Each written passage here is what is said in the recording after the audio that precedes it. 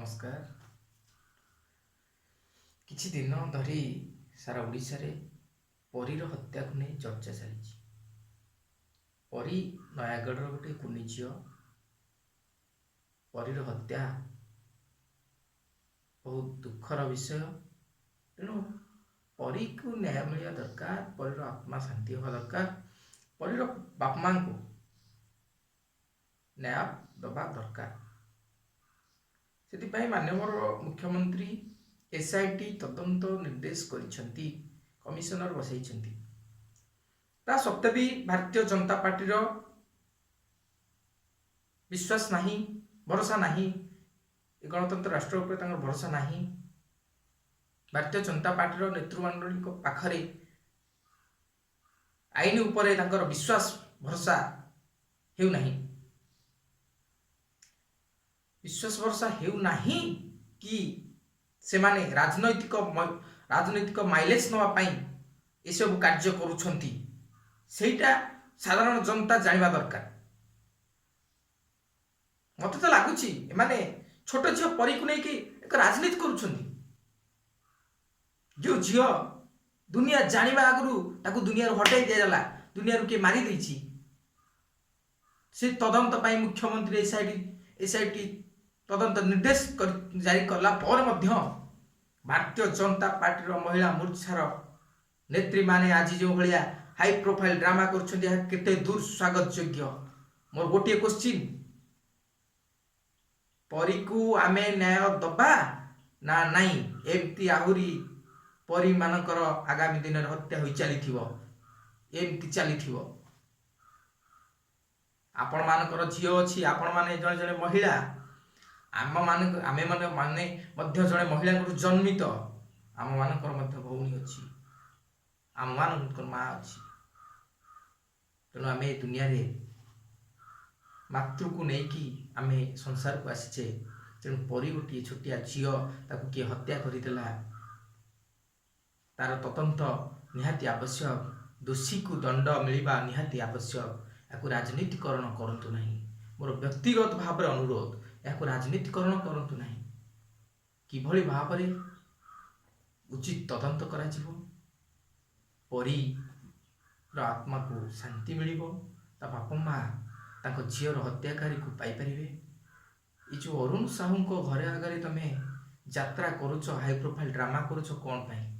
जति तमे कल परी को परीर आत्मा को शांति दवा पाई, परी को न्याय दिया पाई, परीर बाप माँ को न्याय दवा पाई, ये कौन बीजेपी उत्तरा पकई अरुण साहू को घर को दर्शे पशिले परीर आत्मा शांति पाई जीवो कि? मान्यवर मंत्री अरुण साहू इस्तफा देले परीर आत्मा शांति पाई जीवो, ता बाप माँ खुशी हे जिवे ना? आमे चाहूचु परी बड़ी कुनी झीर हत्याकारी दंड पाऊ।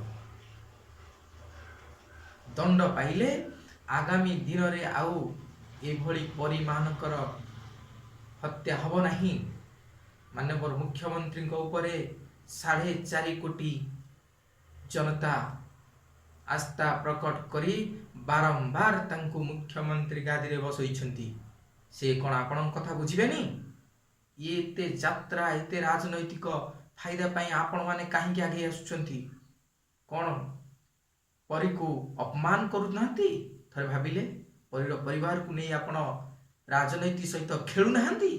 राजनीतिर माइलेज नवा पाई यह एक पंथा नुहे।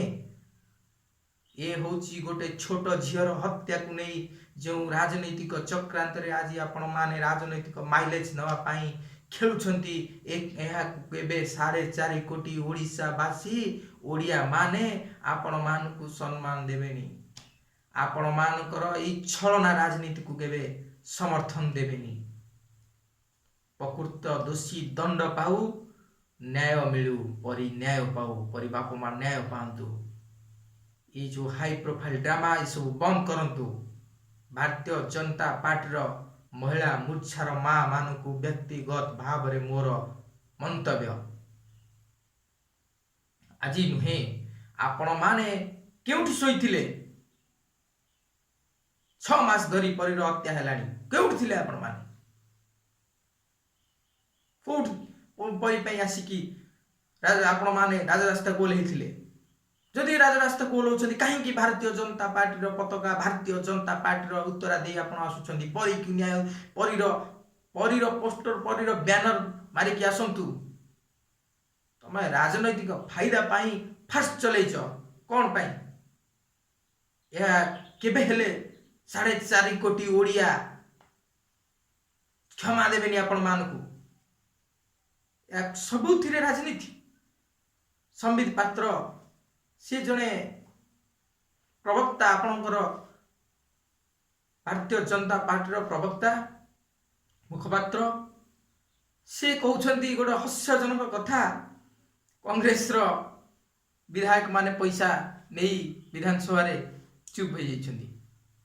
ଏଟା କ'ଣ ଫାର୍ସ ଚଲେଇଛ? କ'ଣ ଓଡ଼ିଆ ଲୋକଙ୍କୁ ମୂର୍ଖ ଭାବୁଛ? ଓଡ଼ିଆ ଲୋକ ଶିକ୍ଷିତ ନାହାନ୍ତି କେହି? ତମେ ମାନେ ଶିକ୍ଷିତ, ତମେ ମାନେ ସବୁ, ତମେ ମାନେ ଆଇନ ଗଢ଼ିବ, ତମେ ମାନେ ଆଇନ ଭାଙ୍ଗିବ। କ'ଣ ଭାବୁଛ ତମେ? ଏମିତି କ'ଣ ରାଜନୀତି କରାଯାଏ? ତମର ମା ଭଉଣୀ ଅଛନ୍ତି, ତମର ବି ଝିଅ ଅଛି, ତମର ବି କାହାର କିଛି ଅଛି। ଥରେ ଭାବ, ପରୀକୁ ଭାବ। ପରୀ ହତ୍ୟା ହେଇଛି, ପରୀ ନ୍ୟାୟ ପାଇବା ଦରକାର। ଏ ରାଜନୀତି ବନ୍ଦ କରନ୍ତୁ ଭାଇ। କ'ଣ ମିଳିବ ଏ ରାଜନୀତି? ପରୀକୁ ଆଗ ନ୍ୟାୟ ଦିଅ। ମନ୍ତ୍ରୀ ପଦରୁ ଅରୁଣ ସାହୁ ଇସ୍ତଫା ଦେଇଦେବେ। ଇସ୍ତଫା ଦେଇଦେଲେ କ'ଣ ପରୀ ନ୍ୟାୟ ପାଇଯିବ? ନା।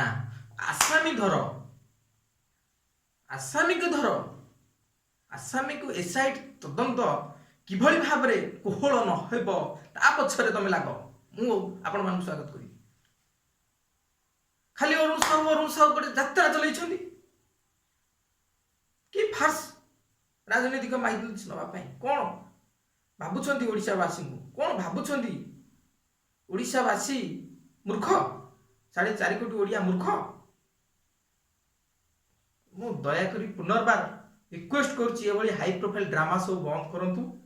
ପରୀ ଭଳି ଗୋଟେ ଛୋଟ କୁନି ଝିଅର ଆତ୍ମାକୁ ଶାନ୍ତି ଦେବା ପାଇଁ ଏସ୍ଆଇଟି ତଦନ୍ତ ଯେଉଁ ହେଉଛି, ଯାହା ବି ଏଭିଡେନ୍ସ ଆପଣମାନଙ୍କ ପାଖରେ ଅଛି, ଯାହା ସେ ମନ୍ତ୍ରୀ ଅରୁଣ ସାହୁଙ୍କ ଯଦି ସମ୍ପୃକ୍ତି ଅଛି, ଆପଣଙ୍କ ପାଖରେ କିଛି ତଥ୍ୟ ଅଛି, ଏଭିଡେନ୍ସ ଅଛି, ଏସ୍ଆଇଟି ତଦନ୍ତ ନିର୍ଦ୍ଦେଶ ହୋଇଛି। ଏସ୍ଆଇଟି ଯେଉଁ ଅଛନ୍ତି, ଆମର କର୍ତ୍ତୃପକ୍ଷ ଯେଉଁମାନେ ଅଛନ୍ତି, କମିଶନର ଅଛନ୍ତି, ଯିଏ ବି ଅଛନ୍ତି, ତାକୁ ଦିଅନ୍ତୁ ଯଦି କିଛି ଅଛି। ରାଜନୀତି ବନ୍ଦ କରନ୍ତୁ।